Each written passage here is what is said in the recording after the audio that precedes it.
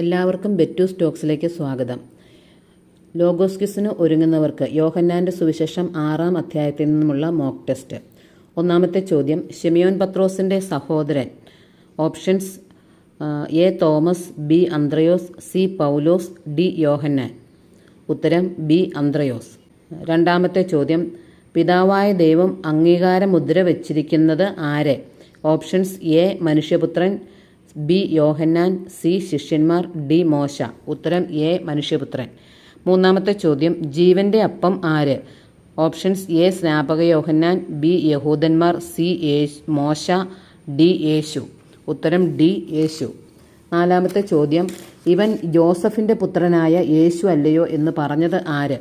Options: A യഹൂദന്മാർ, B സ്നാപക യോഹന്നാൻ, C ഫരിസേയർ, D ജനക്കൂട്ടം. ഉത്തരം എ യഹൂദന്മാർ. അഞ്ചാമത്തെ ചോദ്യം, ജീവൻ നൽകുന്നത് എന്താണ്?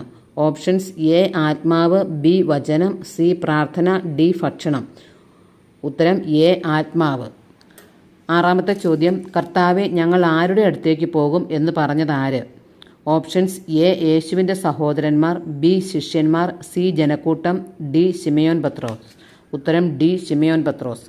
ഏഴാമത്തെ ചോദ്യം, യേശുവിനെ ദൈവത്തിൻ്റെ പരിശുദ്ധൻ എന്ന് വിളിച്ചവൻ. ഓപ്ഷൻസ്: എ പീലാത്തോസ്, ബി ജനക്കൂട്ടം, സി ശിമയോൻ പത്രോസ്, ഡി ശിഷ്യന്മാർ.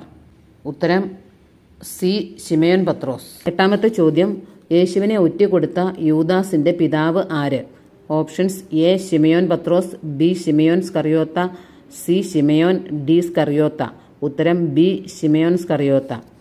ഒൻപതാമത്തെ ചോദ്യം, യേശു പറഞ്ഞു, സത്യം സത്യമായി ഞാൻ നിങ്ങളോട് പറയുന്നു, നിങ്ങൾ മനുഷ്യപുത്രൻ്റെ ശരീരം ഭക്ഷിക്കുകയും അവൻ്റെ രക്തം പാനം ചെയ്യുകയും ചെയ്യുന്നില്ലെങ്കിൽ നിങ്ങൾക്ക് ജീവൻ ഉണ്ടായിരിക്കുകയില്ല.